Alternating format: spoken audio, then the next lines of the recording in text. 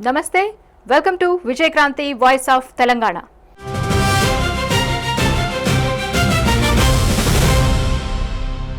ఈ మధ్యకాలంలో చాలా మంది రాజకీయ నాయకులందరూ కూడా పాదయాత్ర చేస్తున్నారండి. మరి కొత్తగా ఈ లిస్టులోకి తీర్మార్ మల్లన్న కూడా వచ్చి చేరారు.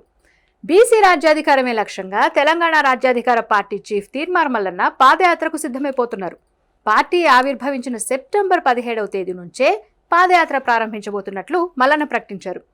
78 ఏండ్లుగా సాగుతున్న రెడ్లు వెలమల ఆధిపత్యానికి ముగింపు పలకడమే లక్ష్యంగా తెలంగాణలోని ప్రతి గడపకు తాను వెళ్లబోతున్నట్టు ఆయన చెప్తున్నారు.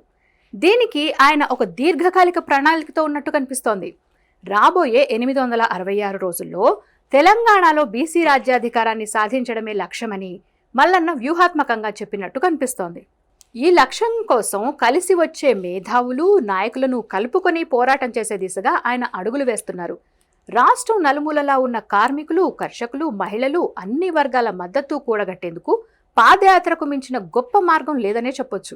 ఇక మరోవైపు పేపర్ లీకేజీల అంశంపై ప్రధాన పార్టీలన్నీ ఒకే తాను ముక్కలని తీన్మార్ మల్లన్న విమర్శించారు. నీట్ లీకేజీ విషయంలో కేంద్ర మంత్రి ధర్మేంద్ర ప్రధాన్ రాజీనామా చేయాల్సిందేనని ఆయన డిమాండ్ చేశారు. ఇక గతంలో కాంగ్రెస్ హయాంలోనూ వందల సార్లు పేపర్ లీకేజీలు జరిగాయని గుర్తు చేశారు. మన రాష్ట్రంలో బీఆర్ఎస్ సర్కార్ హయాంలో కూడా గ్రూప్ 1 పేపర్ లీకేజీతో నిరుద్యోగులు బలయ్యారని మల్లన్న ఆగ్రహం వ్యక్తం చేశారు.